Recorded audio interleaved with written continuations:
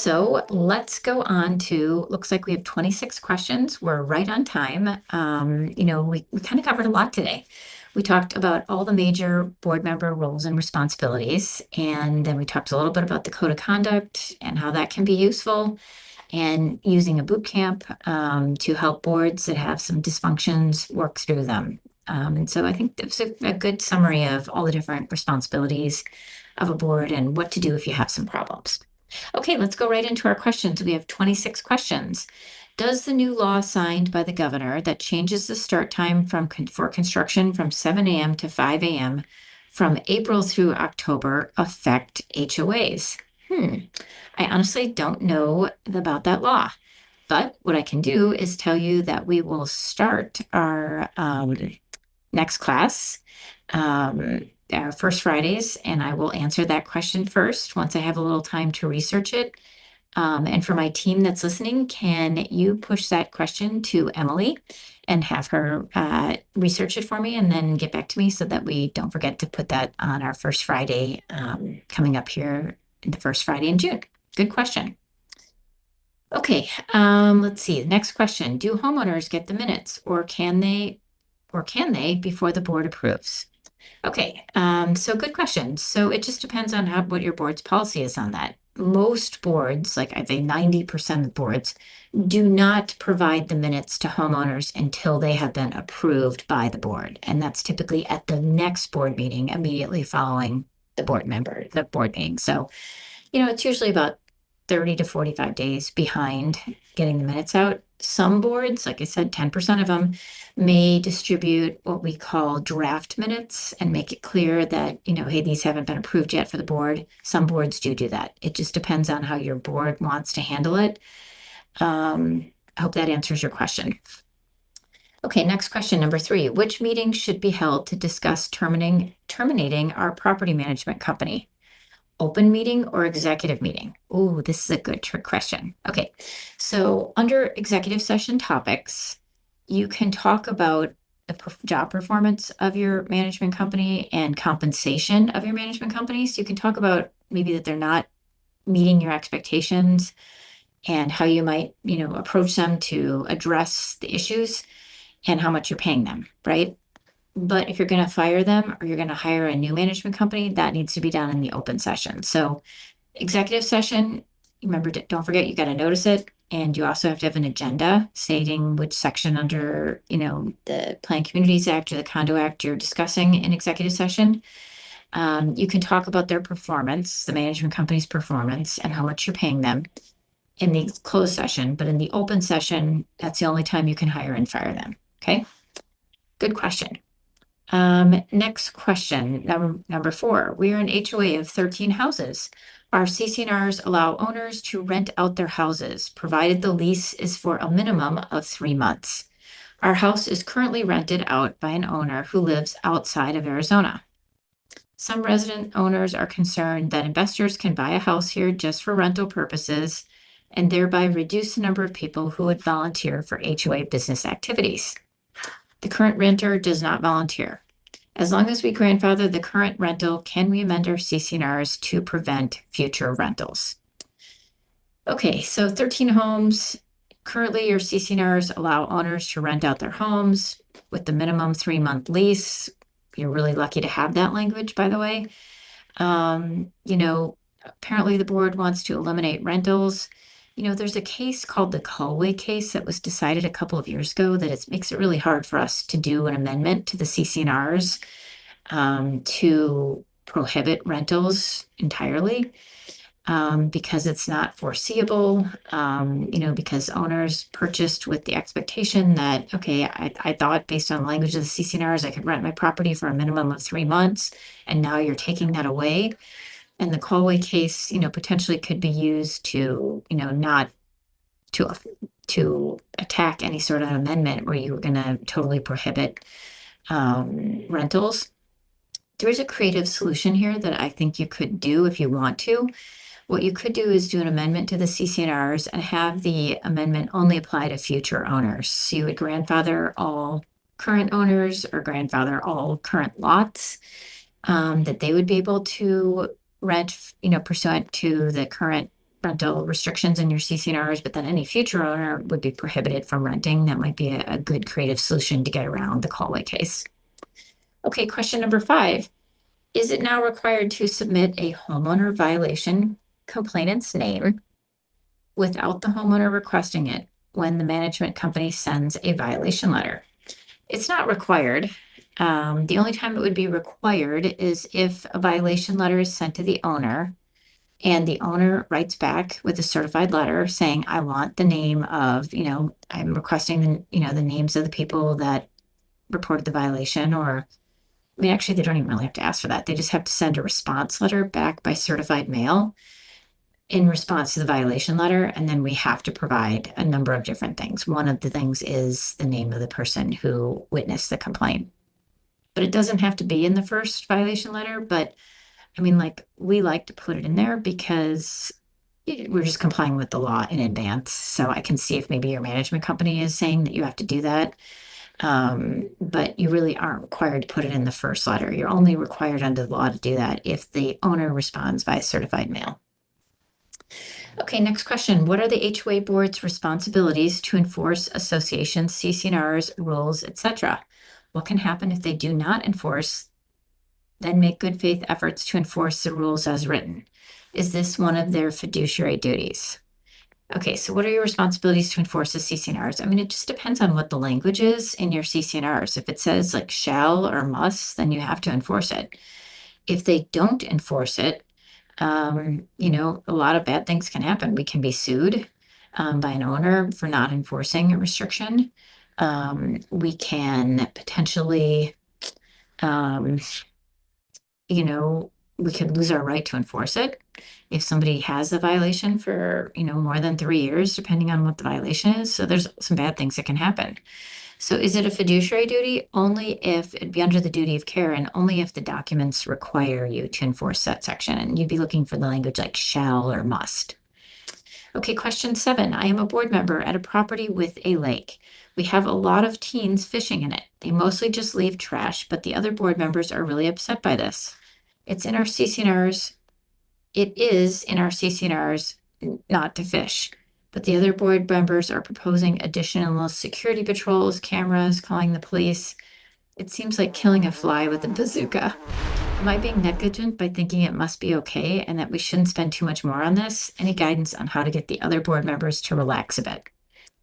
Well, I'd have to see the section in your documents about fishing, but you probably do have a responsibility to enforce that. I mean, I would post signs.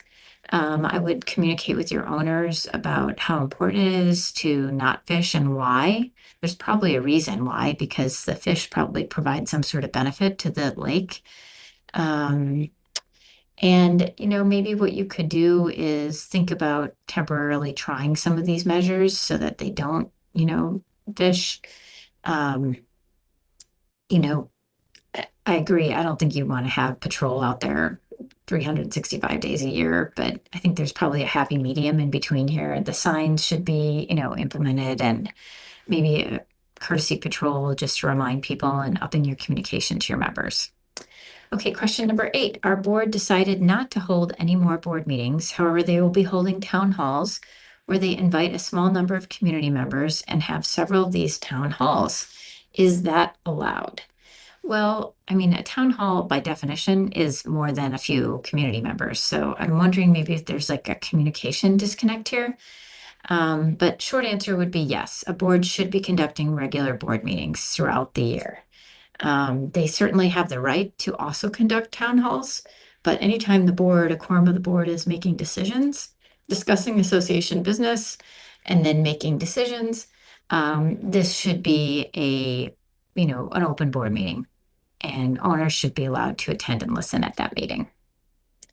Okay, let's see. Let's go on to our next question here.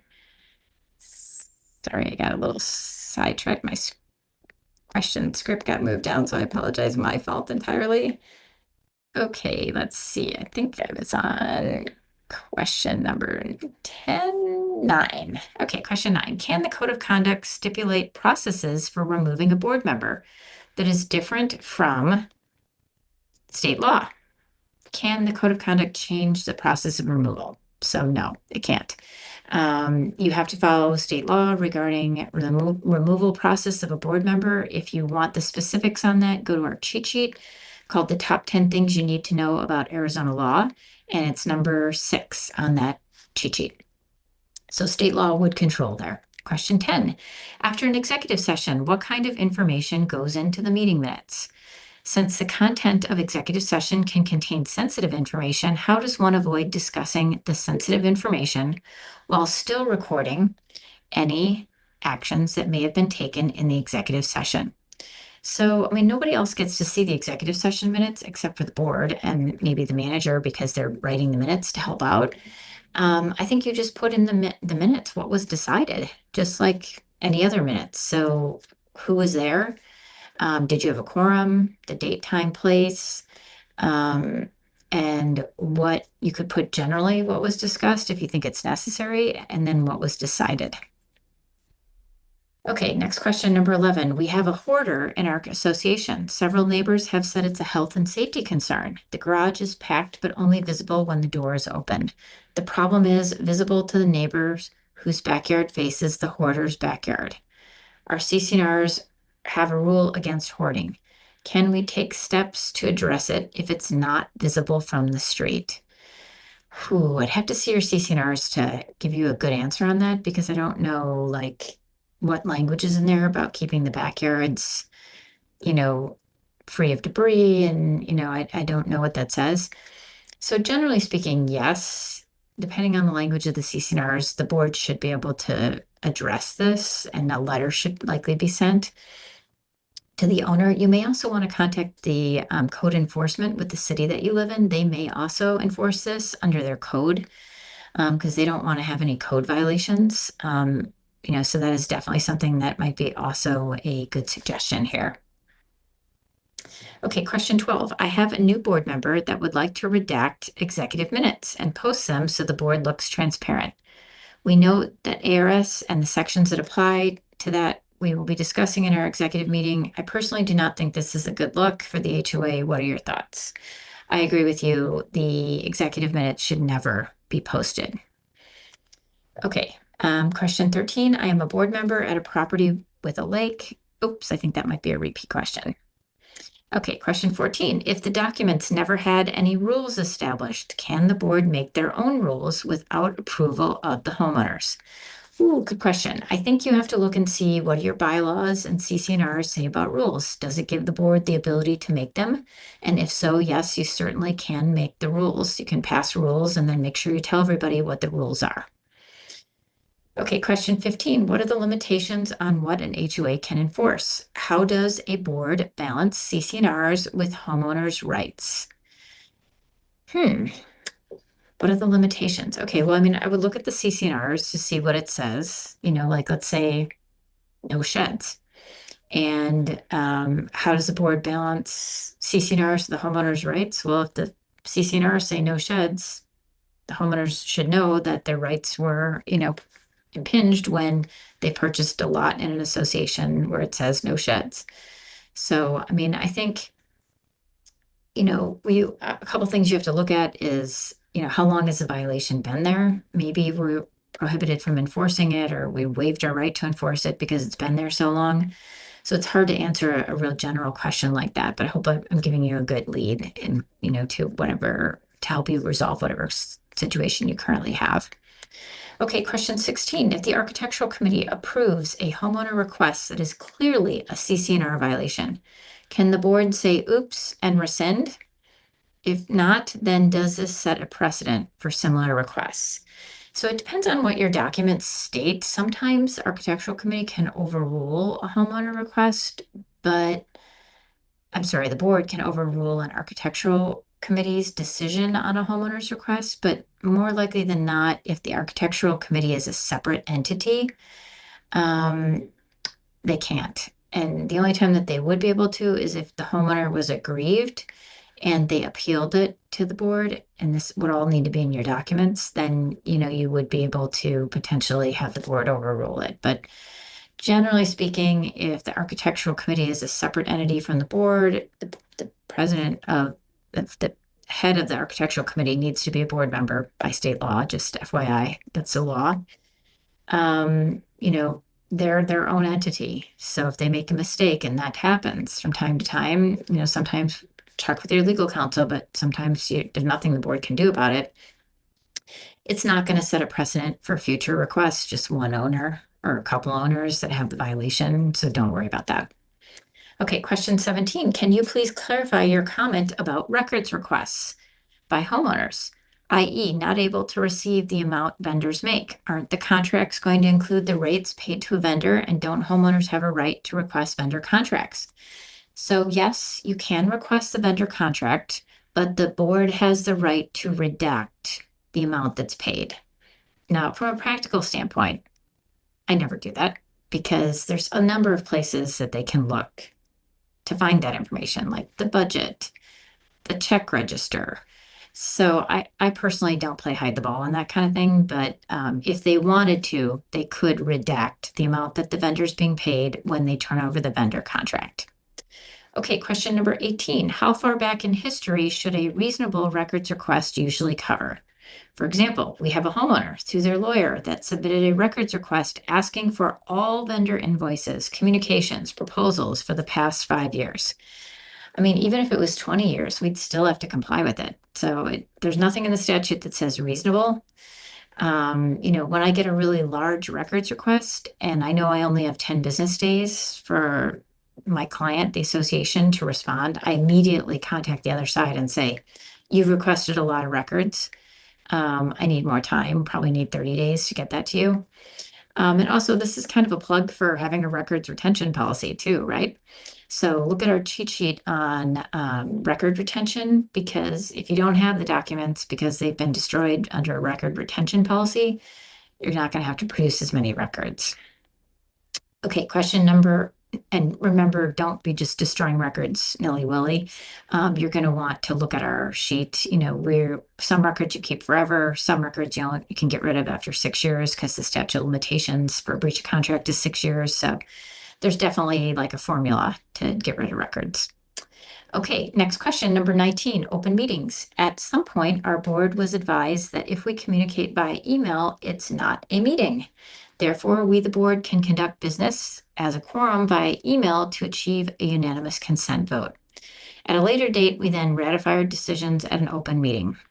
However, this presents a challenge to members who are not privy to the decision-making process. Are electronic email discussions a meeting? What do you recommend?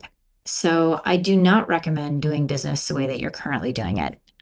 There's at least 2 administrative law judge cases in Arizona that say you can't do that as an HOA or condo because it violates the open meeting law. Because you're right, the homeowners aren't privy to the decision-making process, the discussion leading up to it, and it's a violation of the open meeting law. So really do your best to try to make decisions at open board meetings.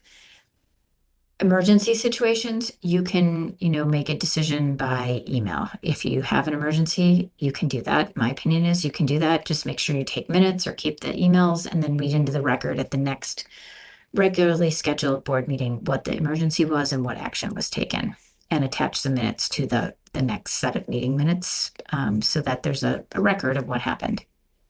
Okay, question 20. What are your thoughts on how best an HOA should proceed with compliance on public roads after the community voted yes to retain the right to enforce on public roads? Is it necessary for the HOA to increase enforcement or to continue following current policy practices and policies? So really it's business as usual. So however you were enforcing it previously, you can just continue doing that. If you want to increase the, enforcement on that, you certainly can, but you're not required to. Okay, question 21. Should our HOA office accept personal checks for HOA dues from residents as a courtesy rather than having them mailed to the corporate office? Online payment options are available to residents. Is this creating any money management issues or risks for our HOA? Oh, such a good question. So, yes, it would be best if everybody submitted through the website and it was all electronic. But sometimes you have people who don't have the skill set or aren't internet savvy or don't want to. submit their money that way. And so I'm kind of a sucker for this. I do accept payments, as long as the board's okay with me doing so. If somebody wants to write a personal check, I agree to it, and we just send it on to the association so they can deposit it. Okay, question 21. Should our HOA office accept, let's see. Question number 22. We have 80,000 in our reserve fund savings account. Is it wise to put it in another investment account? So I'm guessing like a CD or something is maybe what you're thinking. CD is probably the safest thing. Most associations have reserve funds in CDs. I think it just depends. Like, how fluid does that money need to be? Like, do you potentially need it if there's an emergency? So you'll have to, take that into consideration. But most of our clients do have CDs that they put the money in, and they all expire at different times. So money's, not all their money's not tied up for a long period of time. Okay, question 23. Any thoughts on the board discussing street parking per ARS 33-1818 in public or private meetings? I think that should be done in the public open meeting, because unless your attorney's there, this is a topic that would be an open meeting discussion. Question 24. If the HOA manager and the board members make an appointment to do a walk in the complex, does the HOA need to post notice? If it's quorum, yes. And you're discussing association business, which appears they would be, yes.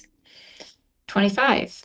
Are there any legal limitations under Arizona law or City of Phoenix ordinances that would restrict our ability to record video and audio of activities occurring on a public street, like reckless driving, public disturbances, from a fixed camera installed on our private common area property? Are there restrictions on sharing or submitting such recordings to law enforcement, our HOA, or in community meetings for crime prevention purposes? I'm thinking that this is coming from an owner, but maybe not. So you want to know, are there any Arizona laws or City of Phoenix ordinances? I'm not aware of any. So to answer that part of the question, I'm not aware of any. It's from a private common area. So assuming that you're thinking that it's the association is doing this, and then you're going to submit it to law enforcement.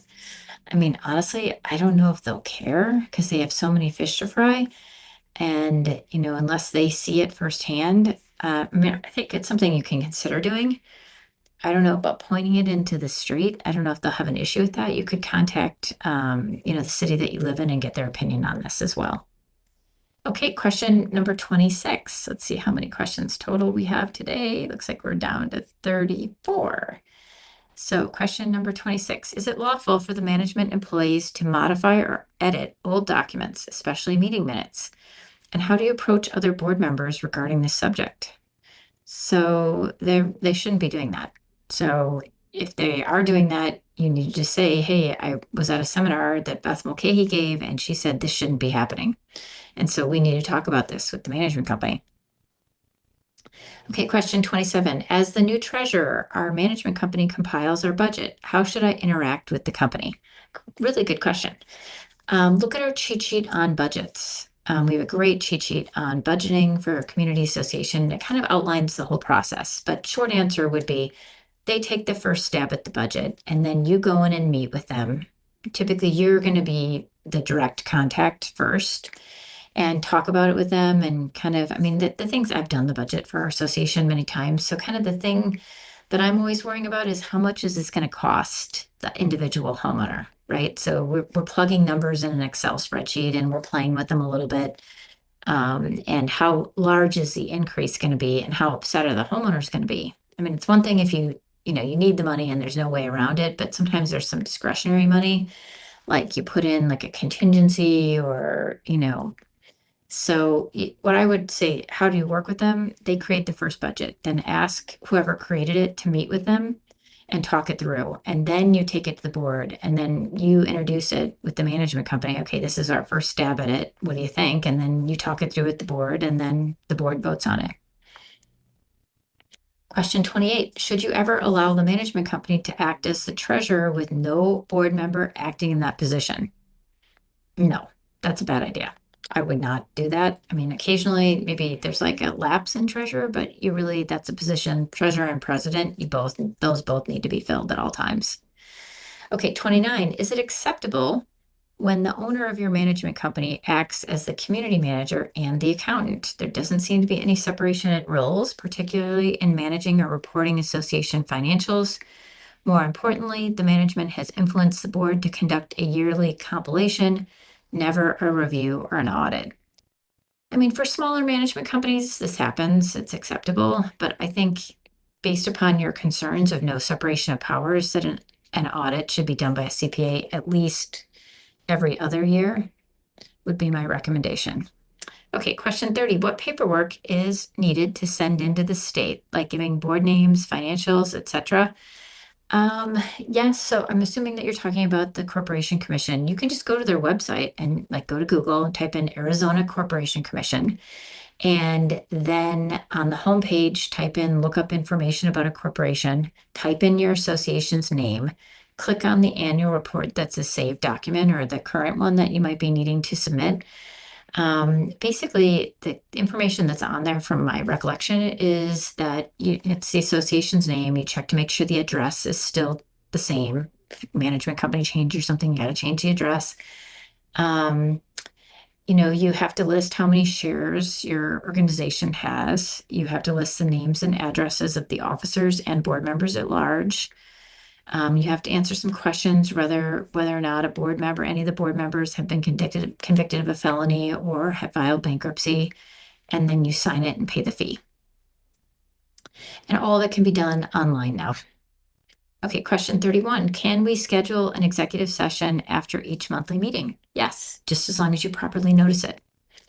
32, and that's how most boards do it too, by the way. Okay, question 32. Can you briefly state the procedure for reducing the number of board members? Well, it really kind of depends. What does your bylaws say? Like, let's give an example. If your bylaws say we can have between 3 and 7 board members, right? And you want to go, right now you're at 7, you want to go down to 5. You got to look at the exact language in your bylaws, how you did it, but oftentimes, like, you only have 5, and that's why you're changing it to 5. So you just vote on it at a meeting, but bring in your lawyer to help you with that process. It shouldn't be that difficult. Now, if your documents, say you have to have a 7-member board and you want to change it to a 5-member board, you may need to amend your documents to make it a 5-member board.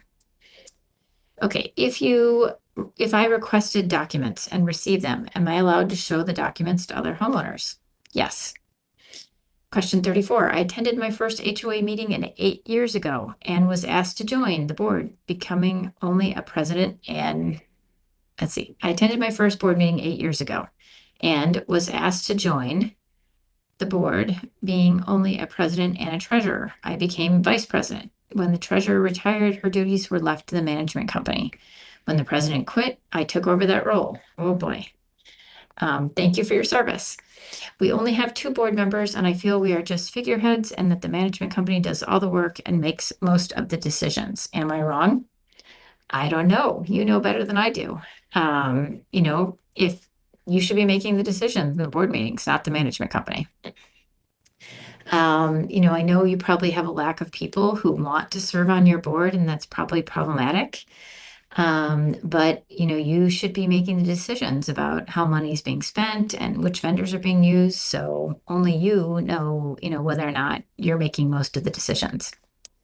Okay, question number 35. Looks like we have up to 39 questions now. A neighbor 2 doors down in a cul-de-sac has 3 cars and a 2-car garage. He parks a large pickup truck in the driveway in the only space in front of my house and leaves it for 7+ days. I've seen him there for up to 11 days. Can the HOA stop him from parking where I put garbage and recycle cans? It just depends on what your CC&R say. If there's no regulation of parking on the street, maybe not, but best thing you could do would be just knock on the door and just be like, hey, like, I have no place to put my trash cans if you park there, and see if you can work out something amicably. Question 36. Are there videos anywhere that would show how a meeting should run from start to finish? That's a good question. I don't think I have like a simulated meeting. there's probably on the internet, on YouTube, some examples, but usually the ones on YouTube are like the ones that got a little nutty. So I don't think I'd use those as an example. Look at our board member cheat sheet or our board meetings cheat sheet because we have some sample meeting minutes in there, and that is helpful. And then also strategies on how to have a successful board meeting. I think that would be a good tool for you, since there is no video that I've done that shows how a meeting should run from start to finish. I can give you tips on how to have a successful meeting with my cheat sheet on board meetings, which you can find on our website at mulcahylawfirm.com on the cheat sheet tab. But I don't have like a simulated one that I can give you. I've done a simulated one live, but I've done many over the years when we did more live classes, but I don't have a video of it. Okay, next question, 37. Must a board provide bank reconciliation at open meetings? I think it's best practices to do that. And really the treasurer should be giving a report. So, I don't know what you define as bank reconciliation, but this should definitely be discussed and analyzed. Okay, question 38. If you have bylaws or CC&Rs that create scenarios where you violate your own written rules, how do you quickly resolve that without opening a Pandora's box by opening it up to the community? Okay, so you have CC&Rs and bylaws that have certain rules, written rules, and then you're violating them. The best way to do it is to either not violate them or amend the document so that the documents say what you want to practice or what you want to have done in your community.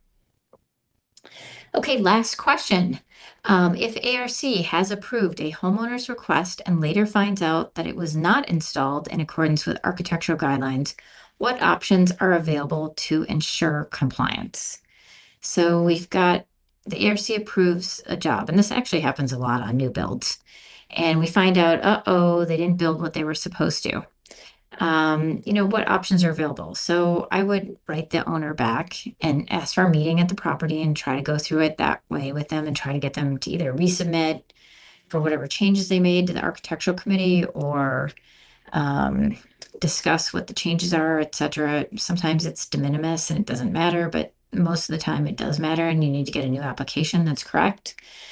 If they don't comply, then, go through our violation scenarios. We can fine them, we can go to the ADRE, we can file a lawsuit, we can hire a lawyer. Lots of different things you can do for a violation like that.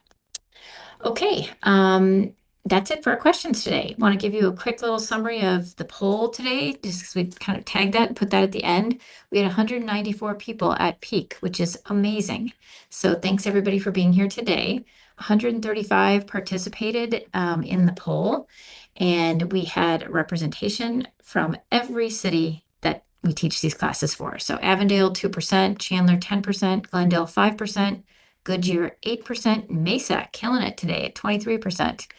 Peoria 3%, Phoenix 14%, Scottsdale 16%, Surprise 9%, and Tempe at 9%. So great turnout from all the different cities that we are teaching classes with in conjunction with the Neighborhood Services HOA Academy.